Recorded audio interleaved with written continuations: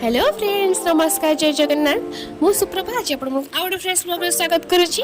आज थिला मोर जन्मदिन। ए दिन को किछि दिन हेबो देखुतिले सपन हस्बैंड करिथिले सरप्राइज प्लान। रेडी होई बाहर थिलु खुशी करबा को मन। रेस्टोरेंट भारी भलो थिला। प्रथम स्टार्टर रे मसला पापड़ आसिला। बड़ बड़ करी सब खाइलु। तापरे मेन कोर्स को अपेक्षा करिथिलु। कितुळे आसो मेन कोर्स खाइबा मो पसंद रथिला। पेटे खाई मसला कोल्ड ड्रिंक्स भी आहिला। तो एटा होजी तालचेर 90s के घर को आसी करिथिलु केक कटिंग टिके टिके करूथिली सब शूटिंग।